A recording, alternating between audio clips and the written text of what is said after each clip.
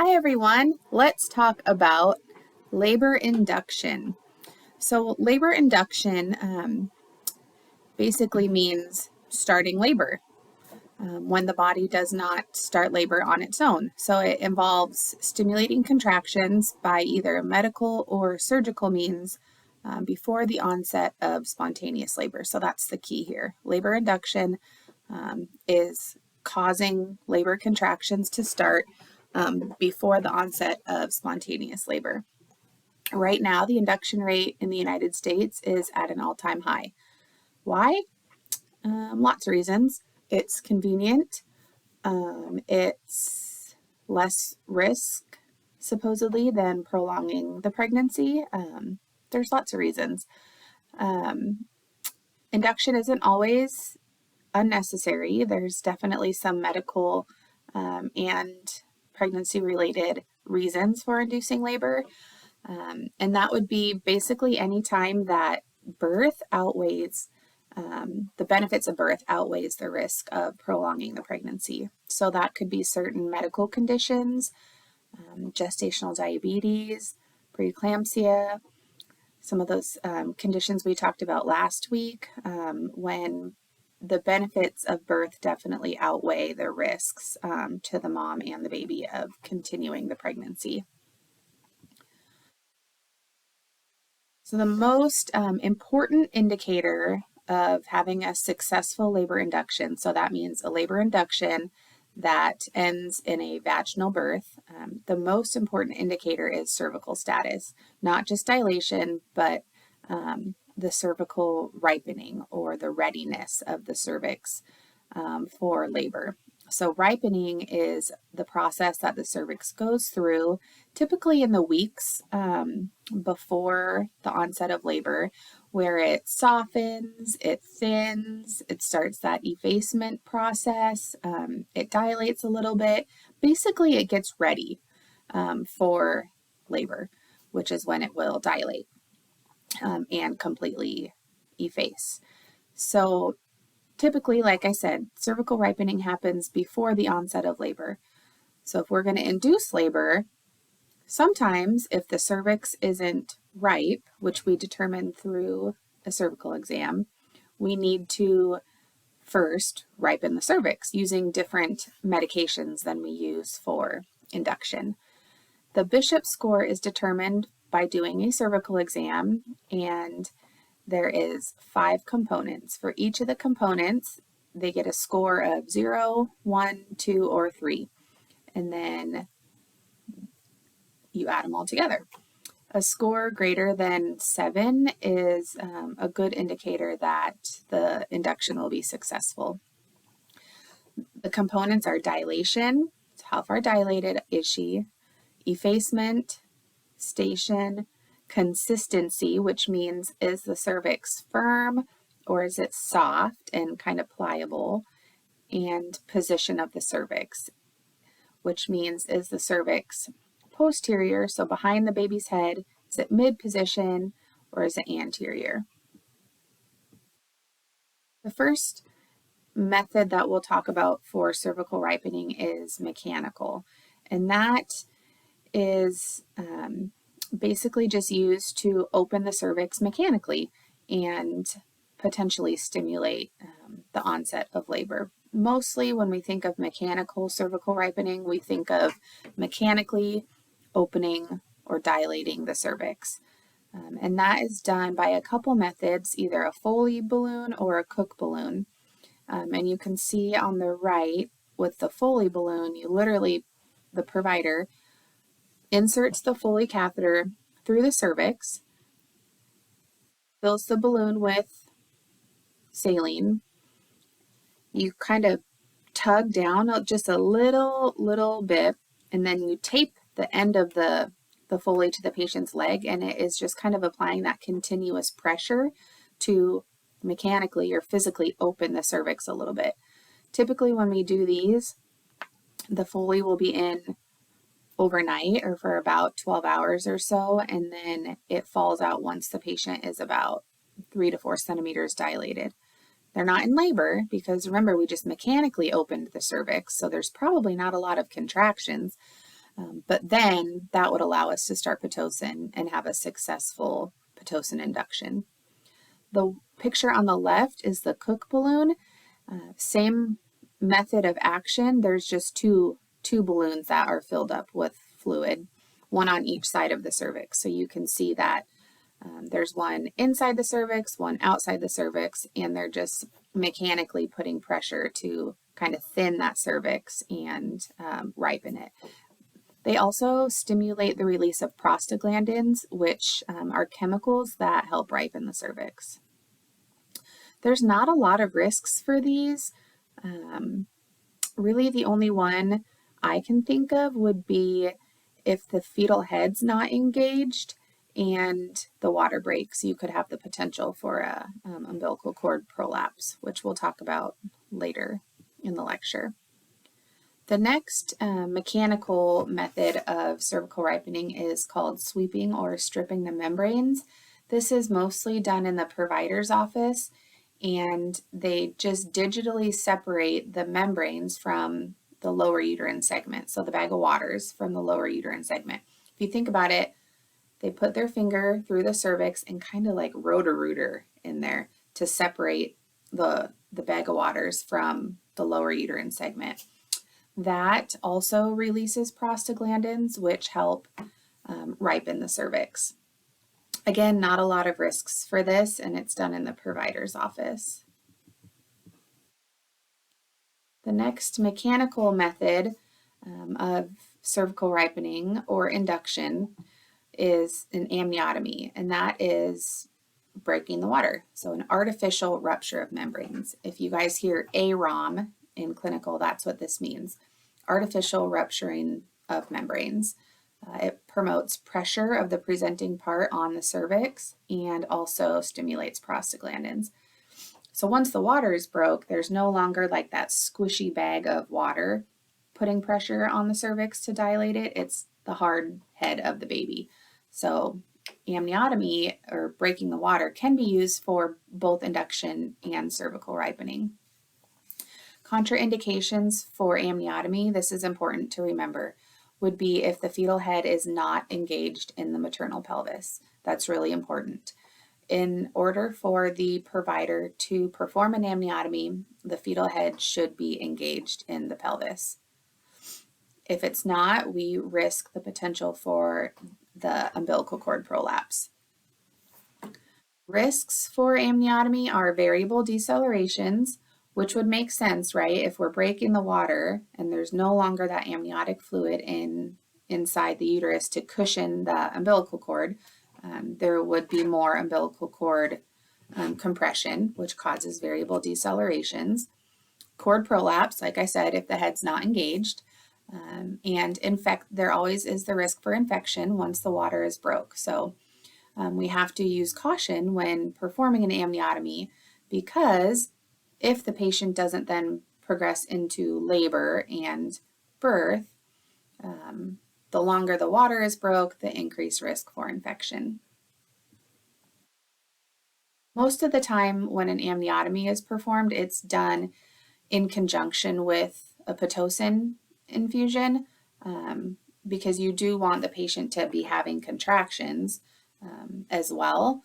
Sometimes if patients are very adamant that they don't want Pitocin, providers will try an amniotomy first. So let's just break the water, see if that's enough to put this patient in labor. But most of the time, an amniotomy is done in conjunction with Pitocin. So speaking of Pitocin, there's a couple pharmacologic methods of cervical ripening and labor induction. Cervical ripening, the most common medications we use are misoprostol or Cytotec, or dinoprostone, which is Cervidil. Cytotec is a pill, Cervidil is a medicated string. Both are inserted vaginally and release prostaglandins, which then ripen the cervix. These are used often in primiparous women. They will come into the hospital at night and have cervical ripening overnight, and then we will start Pitocin the next morning. The most important thing to remember about cervical ripening using Cytotec and Cervidil is they're both contraindicated in women with prior uterine scars. So a woman who has had a previous C-section is not a candidate for cervical ripening with prostaglandins. And also there is the risk for uterine tachysystole, which we'll talk about more in just a second. So this is just a chart showing you the different drugs used for cervical ripening and labor induction. We'll go back up to this slide. So with the cervical ripeners, Cytotec and Cervidil, most of the time they don't cause the patient to go into labor because again, we're not using them for labor induction necessarily, we're using them for cervical ripening. So instead of causing the big, long labor contractions, they kind of cause a lot of like little contractions. Patients will feel cramping, like period type cramping, and we get a lot of little contractions, which is most of the time completely fine. However, if we get too many contractions that are too close together, the baby does not get that time to reoxygenate between, and we have the potential for some fetal distress. So with pharmacologic cervical ripening using prostaglandins, your major risk is uterine tachysystole. And also remember they're contraindicated in women with a history of a cesarean birth. If patients have a ripe cervix, so if their Bishop's score is 7 or above, they don't need cervical ripening. We can just go straight to oxytocin. And oxytocin is the endogenous form of Pitocin, which is the hormone that causes contractions. It's used both for induction and augmentation of labor. That means it's used to start labor and also to make labor contractions stronger or closer together if they're not effective in causing cervical dilation and effacement. So oxytocin, I think I said it wrong. Oxytocin is naturally produced by the posterior pituitary. Oxytocin is the hormone. Pitocin is the synthetic version of that hormone. So oxytocin is a hormone that's naturally produced by the posterior pituitary that causes or stimulates uterine contractions. Pitocin is the synthetic version of that hormone. The response to that hormone varies widely. Some women require very small doses. Some women require very high doses. The most common adverse reaction, I guess you could say reaction or effect of Pitocin infusion is uterine hyperstimulation or tachysystole, too many contractions. Again, that leads to fetal compromise and decreased oxygenation. Pitocin is infused via an IV infusion pump, always. You will always, always, always put your Pitocin on a pump. That's a really important part of this to remember. It is a high-risk medication because of the potential for fetal intolerance and decreased oxygenation if we give too high of doses. So it's a high-risk medication. It needs to be double-checked by 2 RNs at the bedside. There are very, very specific protocols with how to infuse Pitocin. When you have an order to start a Pitocin induction, that gives you the chance to initiate the Pitocin order set, we'll say. And that order set includes a protocol, which is determined by your facility and the providers there, but that protocol tells you what dose to start at, how often to increase the dose, how often to perform your assessments of the fetal heart rate and contractions. Most common dose to start at is 1 to 2 milliunits per minute. And the standard concentration is 30 units of Pitocin in a 500 ml bag of normal saline, I think.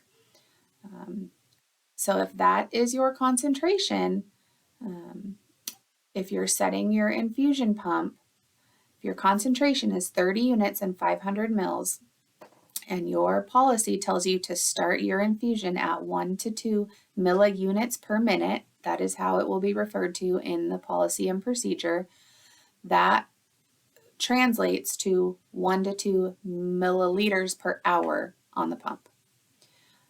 I would recommend watching the Pitocin drug calculation videos under the HESI prep module because there most likely will be Pitocin drug calculations. The standard concentration helps to decrease med errors because it's a 1-to-1 conversion. So if I'm starting at 2 milliunits per minute, I set my pump to 2 milliliters per hour. That's really slow, right? So it does need to be piggybacked into the mainline IV, which is usually going to be lactated ringers, and you're going to piggyback it connected to the port most proximal to the IV insertion site. So it's not piggybacked like when we give, let's say, an IV antibiotic. It's your Pitocin will be on its own pump, ran as a primary with primary tubing. However, it does need to be piggybacked into that mainline IV at the port closest to the IV insertion. That's important because if we have a whole IV tubing line full of Pitocin and the patient is experiencing tachysystole, so too many contractions, and we need to turn the Pitocin off, which we know is one of our main interventions that we can do, and give an IV fluid bolus, we don't want to flush that whole line of oxytocin into the patient. So that's why it's really important to connect it at that site closest to the insertion. If we disconnect it and we give a fluid bolus, we're only bolusing in a little bit of Pitocin, not a whole IV line of it. So that's really important. Our Pitocin dose is titrated typically every 30 minutes. You're going to turn it up until the patient is in active labor or experiencing contractions that are painful every 2 to 3 minutes and strong enough to cause cervical dilation and effacement. Remember, the uterus should relax between contractions. It's not uncommon for the nurse to titrate the oxytocin infusion down because the contractions are coming too close together or lasting too long, or the uterus isn't relaxing between. So when we have a patient on Pitocin, it's really, really important to be continuously monitoring the fetal heart rate and the contraction pattern and documenting our fetal heart rate and contraction assessment every 15 minutes. Before we start a labor induction, obviously we need to perform a thorough history and physical exam, review the prenatal records for any potential contraindications for induction, which include prior cesarean section if it's cervical ripening with a prostaglandin. Any contraindications to a vaginal birth would be contraindications to labor induction, and that would be active herpes outbreak, breech presentation, things like that. Anytime you should not be delivering a baby vaginally, you should not be inducing their labor. The next thing we're going to do is evaluate fetal well-being. So we need to put on the external fetal monitor and make sure that our baby is doing okay before we start the induction. If a baby is not well oxygenated before induction, we can't induce them. Contractions are just going to make it worse. We need to do a cervical exam and determine the Bishop score, and then we can proceed with induction. The patient needs to be educated and the procedure explained clearly. They do need to sign a consent form. So we need to make sure that informed consent has been obtained by the provider. And then we will begin the process, whatever that is. If it's placing the cervical ripener, if it's Cytotec, again, it's a pill placed vaginally in the posterior fornix. If it's Cervidil, it's like a medicated strip. So you put it between your fingers and you shove it up in there. frequent reassurance during labor. And the rest of our nursing interventions are really the same as with a non-induction patient. The goal with Pitocin is for the process, the labor process, to be as natural as possible. So we don't want to go from 0 to 60 super fast. We want it to be slow, progressively getting more intense, like natural labor would have been. So we start slow or start low, and we increase the dose really slowly so that we can basically just mimic natural labor. That's the goal. So again, with oxytocin, we're using a pump, connect to the primary IV line at the closest port to the insertion site, start the infusion as ordered, and then once our contractions are at our desired frequency, so about every 2 to 3 minutes, we just leave the rate there. We do not continue to increase it. This is not a more is better type of medication. That woman's uterus has oxytocin receptors. Once those receptors are saturated, it doesn't matter how much more we give her. The maximum dose is 20 millunits per minute. So once we get to 20 millunits per minute, we need an additional provider's order to go above that. And if we go above 20, we do risk potential fetal distress, hyperstimulation, and too strong of contractions, which could cause a uterine rupture. Continuous external fetal monitoring is done. And then, like we talked about last week, we need to discontinue the oxytocin infusion and notify the healthcare provider if we have a category 2 or category 3 fetal heart rate pattern. Again, we're documenting the fetal heart rate and contraction assessment every 15 minutes during the first stage, every 5 minutes during second stage. Patients on Pitocin should be 1-to-1.